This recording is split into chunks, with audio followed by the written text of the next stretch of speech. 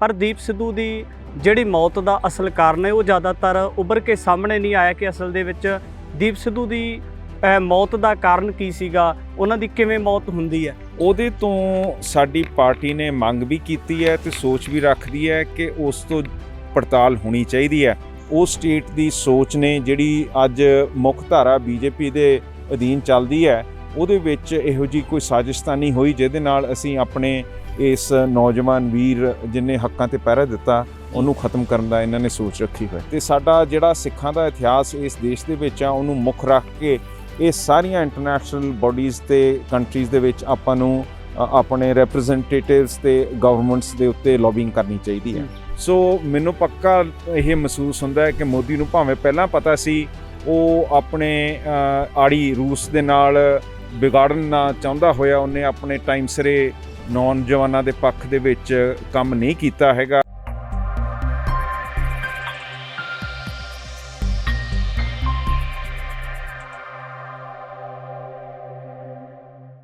ਜਦੋਂ रूस ਅਤੇ यूक्रेन ਦੇ ਤਕਰਾਰ ਦੀ ਆਪਸੀ ਗੱਲ ਚੱਲਦੀ ਹੈ ਤਾਂ ਇਹਦਾ ਕਿਤੇ ਨਾ ਕਿਤੇ ਭਾਰਤ ਦੇ ਲੋਕਾਂ ਦੇ ਉੱਪਰ ਵੀ ਬਹੁਤ ਵੱਡਾ ਪ੍ਰਭਾਵ ਪੈਂਦਾ ਹੈ, ਕਿਉਂਕਿ ਵਿਦੇਸ਼ਾਂ ਦੇ ਵਿੱਚ ਕੰਮਕਾਜ ਨੂੰ ਲੈ ਕੇ ਜਾਂ ਪੜ੍ਹਾਈ ਕਰਨ ਗਏ ਵਿਦਿਆਰਥੀਆਂ ਦਾ ਉੱਥੇ ਗੁਜ਼ਰਾਨ ਕਰਨਾ ਔਰ ਦੂਜੇ ਪਾਸੇ ਜਿਹੜੇ ਪੰਜਾਬ ਦੇ ਵਿੱਚ ਜਾਂ ਭਾਰਤ ਦੇ ਵਿੱਚ ਜਿਹੜੇ ਲੋਕ ਬੈਠੇ ਨੇ, ਜਿਹੜੇ ਉਹਨਾਂ ਵਿਦਿਆਰਥੀਆਂ ਦੇ ਮਾਪੇ ਬੈਠੇ ਨੇ, ਕਿਤੇ ਨਾ ਕਿਤੇ ਉਹਨਾਂ ਦੇ ਮਨ ਦੇ ਵਿੱਚ ਬਹੁਤ ਵੱਡੀ ਚਿੰਤਾ ਹੈ। ਤਾਂ ਇਸ ਸਮੁੱਚੇ ਜੋ ਹਾਲਾਤ ਬਣੇ ਹੋਏ ਨੇ ਇਹਨਾਂ ਦਾ ਹੱਲ ਕਿਵੇਂ ਲੱਭਿਆ ਜਾ ਸਕਦਾ ਹੈ। ਜਿਹੜੇ ਯੂਕਰੇਨ ਦੇ ਵਿੱਚ ਘਾਤਕ ਹਾਲਾਤਾਂ ਦੇ ਵਿੱਚ ਉੱਥੇ ਵਿਦਿਆਰਥੀ ਫਸੇ ਹੋਏ ਨੇ, ਉਹਨਾਂ ਦਾ ਉੱਥੇ ਫਸਣ ਦਾ ਕਾਰਨ ਕੀ ਹੈ ਕਿ ਸੱਚਮੁੱਚ ਉਹ ਐਜੂਕੇਸ਼ਨ ਹਾਸਲ ਕਰਨ ਵਾਸਤੇ ਗਏ ਨੇ ਜਾਂ ਕੁਝ ਕੰਮ ਕਰਨ ਵਾਸਤੇ ਗਏ ਨੇ। ਅਜਿਹੇ ਦੇ ਵਿੱਚ ਕੁਝ ਵਿਵਾਦਿਤ ਲੀਡਰਾਂ ਦੇ ਵੀ ਬਿਆਨ ਵੀ ਆਉਂਦੇ ਨੇ। ਸਾਡੇ ਨਾਲ ਸਰਦਾਰ ਇਮਾਨ ਸਿੰਘ ਮਾਨ ਨੇ, ਅਸੀਂ ਉਹਨਾਂ ਦੇ ਨਾਲ ਗੱਲਬਾਤ ਕਰ ਲੈਂਦੇ ਹਾਂ। ਸਭ ਤੋਂ ਪਹਿਲਾਂ ਫਤਿਹ ਬੁਲਾਉਂਦੇ ਜੀ। ਵਾਹਿਗੁਰੂ ਜੀ ਕਾ ਖਾਲਸਾ ਵਾਹਿਗੁਰੂ ਜੀ ਕੀ ਫਤਿਹ। ਮਾਨ ਸਾਹਿਬ, ਸਭ ਤੋਂ ਪਹਿਲਾਂ ਵੱਡਾ ਸਵਾਲ ਹੈ, ਯੂਕਰੇਨ ਦੇ ਵਿੱਚ ਵਿਦਿਆਰਥੀ ਘਾਤਕ ਸਥਿਤੀ ਦੇ ਵਿੱਚ ਫਸੇ ਹੋਏ ਨੇ, ਕਾਰਨ ਕੀ ਮੰਨਦੇ ਹੋ ਉਹਨਾਂ ਵਿਦਿਆਰਥੀਆਂ ਦਾ ਇਸ ਹਾਲਾਤਾਂ ਦੇ ਵਿੱਚ ਉੱਥੇ ਰਹਿਣਾ ਔਰ ਬਹੁਤ ਔਖਾ ਗੁਜ਼ਰਾਨ ਕਰ ਰਹੇ ਨੇ ਉੱਥੋਂ ਦੇ ਜਿਹੜੇ ਵਿਦਿਆਰਥੀ ਉੱਥੇ ਆਪਣਾ ਵਸੇਬਾ ਕਰ ਰਹੇ ਨੇ, ਕਾਰਨ ਕੀ ਮੰਨਦੇ ਹੋ ਵਿਦੇਸ਼ ਜਾਣ ਦਾ ਉਹਨਾਂ ਦਾ? ਇਹ ਤਾਂ ਉਹਨਾਂ ਨਾਲ ਹੀ ਸੰਪਰਕ ਕਰਕੇ ਪਤਾ ਲੱਗੂਗਾ, ਪਰ ਜਿਹੜੇ ਉੱਥੇ ਵਿੱਦਿਆ ਹਾਸਲ ਕਰਨ ਗਏ ਆ ਉਹ ਵੀ ਹੈਗੇ ਆ, ਕਈ ਉੱਥੇ ਖੇਤੀਬਾੜੀ ਵਾਸਤੇ ਵੀ ਗਏ ਹੋਏ ਹੈਗੇ ਆ, ਤੇ ਹੋਰ ਮੈਨੂੰ ਇਸ ਤੋਂ ਜ਼ਿਆਦਾ ਇਹਦੀ ਜਾਣਕਾਰੀ ਹੈ ਨਹੀਂ ਕਿ ਕਿਸ ਕਾਰਨ ਉੱਥੇ ਪਹੁੰਚੇ ਹੈਗੇ ਆ। ਪਰ ਤੁਸੀਂ ਕਿਸ ਪੱਖੋਂ ਇਹਨੂੰ ਦੇਖ ਰਹੇ ਹੋ? ਜੀ, ਜੇ ਆਪਾਂ ਵਿਦਿਆਰਥੀਆਂ ਦੀ ਗੱਲ ਕਰੀਏ ਤਾਂ ਜ਼ਿਆਦਾਤਰ ਵਿਦਿਆਰਥੀ ਨੇ ਉਹਨਾਂ ਬਾਰੇ ਕਿਹਾ ਜਾਂਦਾ ਕਿ ਉਹ ਮੈਡੀਕਲ ਦੀ ਜਿਹੜੀ ਐਜੂਕੇਸ਼ਨ ਆ ਉਹ ਹਾਸਲ ਕਰਨ ਵਾਸਤੇ ਗਏ ਨੇ, ਹੁਣ ਕੁਝ ਕੰਮਕਾਰ ਨੂੰ ਲੈ ਕੇ ਗਏ ਹੋਏ ਨੇ। ਪਰ ਦੂਜੇ ਪਾਸੇ ਜੇ ਆਪਾਂ ਭਾਰਤ ਸਰਕਾਰ ਦੇ ਰੋਲ ਨੂੰ ਦੇਖੀਏ, ਉਹਨਾਂ ਦੀ ਭੂਮਿਕਾ ਨੂੰ ਦੇਖੀਏ, ਵੱਖ-ਵੱਖ ਮੰਤਰੀਆਂ ਦੇ ਵੱਲੋਂ ਵੱਖ-ਵੱਖ ਸਟੇਟਮੈਂਟਸ ਦਿੱਤੇ ਜਾ ਰਹੇ ਨੇ। PM ਮੋਦੀ ਵੀ ਕਹਿੰਦੇ ਨੇ ਕਿ ਮੇਰਾ ਰਾਬਤਾ ਕਾਇਮ ਹੋ ਰਿਹਾ, ਮੈਂ ਜਲਦੀ ਦੇ ਨਾਲ ਜਿਹੜੇ ਉੱਥੇ ਵਿਦਿਆਰਥੀ ਫਸੇ ਹੋਏ ਨੇ ਉਹਨਾਂ ਨੂੰ ਲੈ ਕੇ ਆ ਰਿਹਾ। ਕਾਰਨ ਕੀ ਮੰਨਦੇ ਹੋ ਭਾਰਤ ਸਰਕਾਰ ਦਾ ਅਜੇ ਤੱਕ ਵਿਦਿਆਰਥੀਆਂ ਨੂੰ ਭਾਰਤ ਦੇ ਵਿੱਚ ਨਾ ਲੈ ਕੇ ਆਉਣਾ ਔਰ ਕਿਤੇ ਨਾ ਕਿਤੇ ਜਿਹੜੀ ਅਸਫਲਤਾ ਜਾਂ ਭਾਰਤ ਦੇ ਜਾਂ ਪੰਜਾਬ ਦੇ ਲੋਕਾਂ ਦੇ ਮਨਾਂ ਦੇ ਵਿੱਚ ਨਿਰਾਸ਼ਤਾ ਪੈਦਾ ਹੋ ਰਹੀ ਹੈ?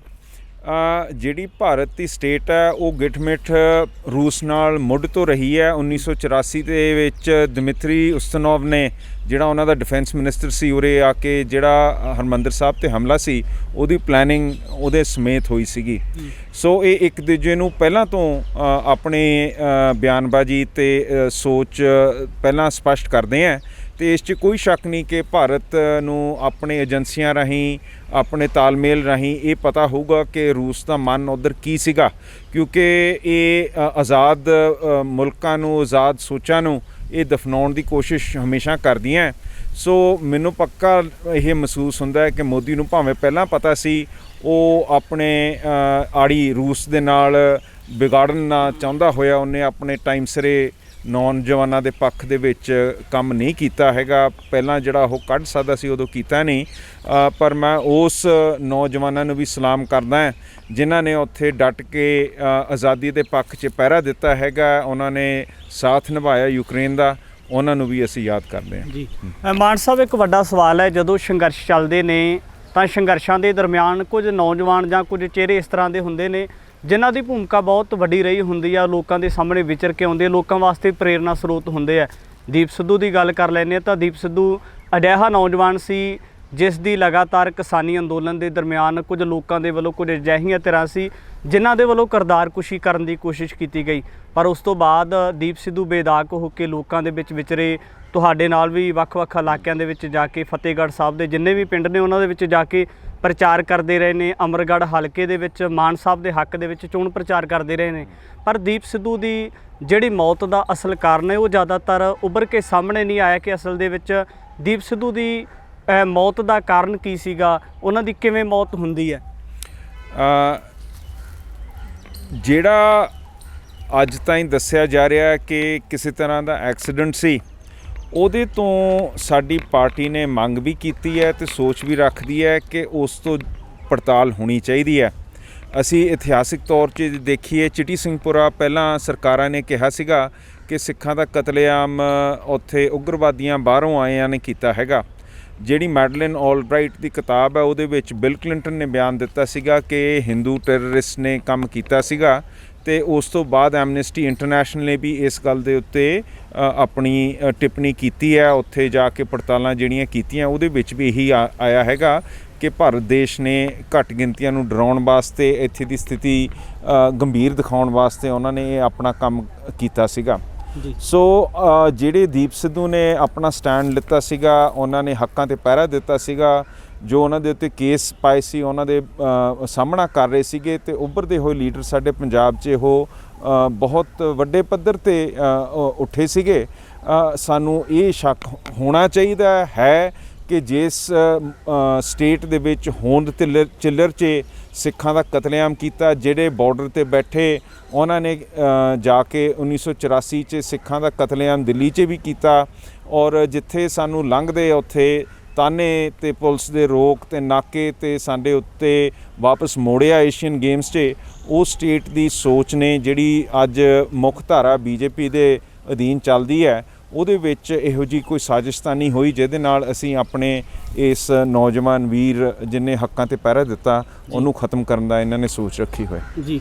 ਕੁਝ ਪੰਜਾਬ ਪੱਖੀ ਜਿਹੜੀਆਂ ਧਿਰਾਂ ਨੇ ਉਹਨਾਂ ਦੇ ਵੱਲੋਂ ਮੰਗ ਕੀਤੀ ਜਾ ਰਹੀ ਹੈ ਕਿ ਜਿਹੜੀ ਦੀਪ ਸਿੱਧੂ ਦੀ ਮੌਤ ਦਾ ਕਾਰਨ ਹੈ ਉਹਦੀ ਇਨਵੈਸਟੀਗੇਸ਼ਨ ਬੜੇ ਵਿਸਥਾਰ ਦੇ ਨਾਲ ਹੋਣੀ ਚਾਹੀਦੀ, ਪੂਰੀ ਡਿਟੇਲ ਦੇ ਨਾਲ ਇਨਵੈਸਟੀਗੇਸ਼ਨ ਕਰਕੇ ਸਾਹਮਣੇ ਆਉਣੀ ਚਾਹੀਦੀ ਹੈ। ਤਾਂ ਜਿਹੜੀਆਂ ਪੰਜਾਬ ਦੇ ਵਿੱਚ CBI ਨੇ ਜਾਂ ਇਸ ਤੋਂ ਇਲਾਵਾ ਜਿੰਨੀਆਂ ਵੀ ਹੋਰ ਸਿੱਟ ਦੀ ਗੱਲ ਕਰ ਲਈਏ ਤਾਂ ਕਿਤੇ ਨਾ ਕਿਤੇ ਉਹਨਾਂ ਦੇ ਉੱਪਰ ਜਿਹੜਾ ਵਿਸ਼ਵਾਸ ਨਹੀਂ ਜਤਾਇਆ ਜਾ ਰਿਹਾ। ਤਾਂ ਮੰਗ ਕੀਤੀ ਜਾ ਰਹੀ ਹੈ ਕਿ UN ਦੇ ਕੋਲੋਂ ਉਹਨਾਂ ਦੀ ਮੌਤ ਦੀ ਪੂਰੀ ਪੜਤਾਲ ਹੋਣੀ ਚਾਹੀਦੀ ਹੈ। ਤਾਂ ਇਸ ਬਾਰੇ ਜਾਣਕਾਰੀ ਲੈਣੀ ਚਾਹਾਂਗੇ ਕਿ ਜਿਹੜੀ UNO ਦੀ ਪੜਤਾਲ ਵਾਸਤੇ ਜਿਹੜੀ ਪ੍ਰਕਿਰਿਆ ਹੁੰਦੀ ਹੈ ਉਹ ਪ੍ਰਕਿਰਿਆ ਕਿਸ ਤਰੀਕੇ ਦੇ ਨਾਲ ਕਰਵਾਈ ਜਾ ਸਕਦੀ ਹੈ, ਉਹਦੇ ਵਾਸਤੇ ਜਿਹੜੇ ਲੋਕ ਚਾਹੁੰਦੇ ਨੇ ਉਹਨਾਂ ਨੂੰ ਕੀ ਕਰਨਾ ਪਏਗਾ। ਇਹਦੇ ਬਾਰੇ ਅਸੀਂ ਪੜਤਾਲ ਕਰ ਰਹੇ ਹਾਂ ਔਰ ਮੈਂ ਲੋਕਾਂ ਨੂੰ ਬੇਨਤੀ ਕਰਦਾ ਹਾਂ ਕਿ ਉਹ ਆਪਣੇ ਜਿਹੜੇ ਨੁਮਾਇੰਦੇ ਚੁਣ ਰਹੇ ਹੈ ਉਹਨਾਂ ਦੇ ਸਾਹਮਣੇ ਪੇਸ਼ ਹੋ ਕੇ ਆਪਣੀ ਮੰਗ ਜ਼ਰੂਰ ਰੱਖਣ। ਬਾਹਰਲੇ ਦੇਸ਼ਾਂ ਦੇ ਵਿੱਚ ਵੀ ਸਿੱਖ ਵਸਨੀਕ ਆਪਣੇ ਜਿਹੜੇ ਲੋਕਲ ਰਿਪਰੈਜ਼ੈਂਟੇਟਿਵ ਹੈ, ਉਹਨਾਂ ਦੇ ਸਟੇਟ ਦੇ, ਉਹਨਾਂ ਦੇ ਫੈਡਰਲ ਸਟਰਕਚਰ ਦੇ ਰਿਪਰੈਜ਼ੈਂਟੇਟਿਵਸ ਹੈ, ਉਹਨਾਂ ਨੂੰ ਇਸ ਗੱਲ ਦੀ ਮੰਗ ਪਾਉਣ ਤੇ UN ਦੇ ਕੋਲ ਵੀ ਚਿੱਠੀਆਂ ਪਾਉਣ ਕਿ ਸਾਨੂੰ ਇਸ ਗੱਲ ਦਾ ਸ਼ੱਕ ਹੈਗਾ। ਔਰ ਜਿਹੜੀਆਂ ਇੰਟਰਨੈਸ਼ਨਲ ਸੰਸਥਾਵਾਂ, Amnesty international, medicine without border, ਇਹ ਸਾਰੀਆਂ, red cross, international red cross, ਇਹ ਸਾਰਿਆਂ ਨੂੰ ਇਹ ਆਪਣੀਆਂ ਚਿੱਠੀਆਂ ਪਾ ਕੇ ਮੰਗ ਕਰਨ ਕਿ ਉਰੇ ਪਹਿਲਾਂ ਵੀ ਸਾਡਾ ਕਤਲੇਆਮ ਹੋਇਆ ਜਿਹਦਾ ਕੋਈ ਵੀ ਨਤੀਜਾ ਨਹੀਂ ਨਿਕਲਿਆ, ਨਾ ਉਹਦੀ ਕੋਈ ਇਨਕੁਆਇਰੀ ਸਿਰੇ ਲੱਗੀ ਹੈ, ਨਾ ਕੋਈ ਉਹਦੀ ਸਜ਼ਾ ਮਿਲੀਆਂ ਹੈ। ਅਤੇ ਸਾਡਾ ਜਿਹੜਾ ਸਿੱਖਾਂ ਦਾ ਇਤਿਹਾਸ ਇਸ ਦੇਸ਼ ਦੇ ਵਿੱਚ ਆ ਉਹਨੂੰ ਮੁੱਖ ਰੱਖ ਕੇ ਇਹ ਸਾਰੀਆਂ ਇੰਟਰਨੈਸ਼ਨਲ ਬਾਡੀਜ਼ ਅਤੇ ਕੰਟਰੀਜ਼ ਦੇ ਵਿੱਚ ਆਪਾਂ ਨੂੰ ਆਪਣੇ ਰਿਪਰੈਜ਼ੈਂਟੇਟਿਵਸ ਅਤੇ ਗਵਰਨਮੈਂਟਸ ਦੇ ਉੱਤੇ ਲੌਬਿੰਗ ਕਰਨੀ ਚਾਹੀਦੀ ਹੈ। ਪੰਜਾਬ ਦੇ ਹੱਕਾਂ ਦੀ ਗੱਲ ਕਰਨ ਵਾਲਾ ਨੌਜਵਾਨ ਦੀਪ ਸਿੱਧੂ ਅੱਜ ਸਾਡੇ ਕੋਲੋਂ ਸਦੀਵੀ ਤੌਰ 'ਤੇ ਵਿਛੜ ਚੁੱਕਾ ਹੈ। ਪਰ ਉਹਨਾਂ ਦੀ ਮੌਤ ਦੇ ਬਾਰੇ ਵੱਖ-ਵੱਖ ਤਰ੍ਹਾਂ ਦੇ ਨਾਲ ਜਿਹੜਾ ਇੱਕ ਰੋਸ ਪ੍ਰਗਟਾਏ ਜਾ ਰਹੇ ਨੇ ਕਿ ਕਿਤੇ ਨਾ ਕਿਤੇ ਜਿਹੜਾ ਭਾਰਤੀ ਹਕੂਮਤ ਹੈ ਜਾਂ ਇੱਥੋਂ ਦੇ ਜਿਹੜੇ ਜ਼ਾਬਰਾਨਾ ਲੋਕ ਨੇ ਉਹਨਾਂ ਨੂੰ ਤਸ਼ੱਦਦ ਕਰਕੇ ਉਹਨਾਂ ਦੇ ਉੱਪਰ ਉਹਨਾਂ ਨੂੰ ਸ਼ਿਕਾਰ ਕੀਤਾ ਗਿਆ ਹੈ। ਤਾਂ ਸਰਦਾਰ ਇਮਾਨ ਸਿੰਘ ਮਾਨ ਦੇ ਨਾਲ ਗੱਲਬਾਤ ਕੀਤੀ, ਉਹਨਾਂ ਨੇ ਦੱਸਿਆ ਕਿ ਕਿਸ ਤਰੀਕੇ ਦੇ ਨਾਲ ਦੀਪ ਸਿੱਧੂ ਦੀ ਮੌਤ ਦਾ ਜਿਹੜਾ ਅਸਲ ਕਾਰਨ ਪਤਾ ਕਰਨ ਵਾਸਤੇ ਜਿਹੜੀਆਂ ਦੇਸ਼ ਵਿਦੇਸ਼ ਵਿੱਚ ਬੈਠੀਆਂ ਹੋਈਆਂ ਸਿੱਖ ਸੰਗਤਾਂ ਨੇ ਉਹਨਾਂ ਨੂੰ ਕਿਸ ਤਰੀਕੇ ਦੇ ਨਾਲ ਜਿਹੜਾ ਆਪਣਾ ਰੁਖ ਅਪਣਾਉਣਾ ਪਵੇਗਾ। ਆਉਣ ਵਾਲੇ ਸਮੇਂ ਦੇ ਵਿੱਚ ਵੀ ਇਸ ਤਰ੍ਹਾਂ ਦੀਆਂ तमाम ਸ਼ਖਸੀਅਤਾਂ ਨੂੰ ਲੈ ਕੇ ਹਾਜ਼ਰ ਹੋਵਾਂਗਾ। ਧੰਨਵਾਦ। ਵਾਹਿਗੁਰੂ ਜੀ ਕਾ ਖਾਲਸਾ, ਵਾਹਿਗੁਰੂ ਜੀ ਕੀ ਫਤਿਹ।